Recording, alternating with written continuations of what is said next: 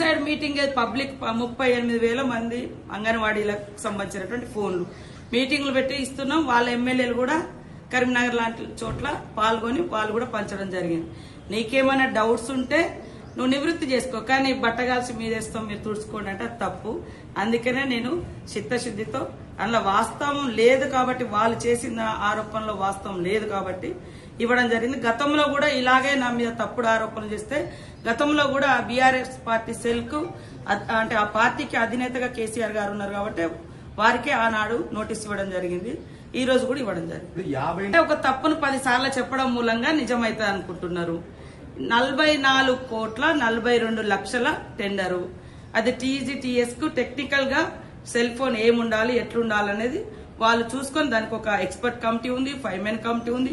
ఆ కమిటీ చేసినటువంటి సెలెక్షన్ ప్రకారమే ఆ టెండర్ ప్రాసెస్ జరిగింది. ఆడ సీతక్క కూసోలే, సీతక్క సెలెక్షన్ చేయలే. కాబట్టి సీతక్క ఇవాళ మీరు చూడండి, అసెంబ్లీలో కేటీఆర్ గారిని నువ్వు తప్పు మాట్లాడుతున్నావు అన్న 3 గంటల నుంచి నా మీద ఈ ఆరోపణలు స్టార్ట్ చేసారు. ఆ తర్వాత బయటకు మళ్ళీ అదే అంటే మేము ఆల్రెడీ చెప్పడం జరిగింది. అది 55 కోట్లు కాదు, 44 కోట్లు మాకు కేంద్ర ప్రభుత్వం ఇచ్చింది. 11,800 రూపాయల లోపు 4G to 5 వరకు మీరు కొనుక్కోవచ్చు అని. స్పెసిఫికేషన్స్ కూడా చాలా అంగన్వాడీలో వేరే ఉంటాయి, మనం కొనే మామూలు ఫోన్ లాగా ఉండదు. దాంట్లో అక్కడ పిల్లల గ్రోత్, వెయిట్ ఇవన్నీ కూడా చూసేది ఉంటుంది. కాబట్టి వాళ్ళు ఇచ్చిన గైడ్ లైన్స్ ప్రకారం కొనడం జరిగింది. కానీ వాళ్ళు 14,500 కొన్నారని ఒకసారి, 54,000 ఒకసారి, ఇట్లా తప్పుడు ప్రచారం చేసి ఏం సాధిస్తారు? అందుకని కేసీఆర్ గారు స్పందించాలని నేను కేసీఆర్ గారికి, అది కూడా బీఆర్ఎస్ పార్టీ నుంచి అఫీషియల్ హ్యాండ్.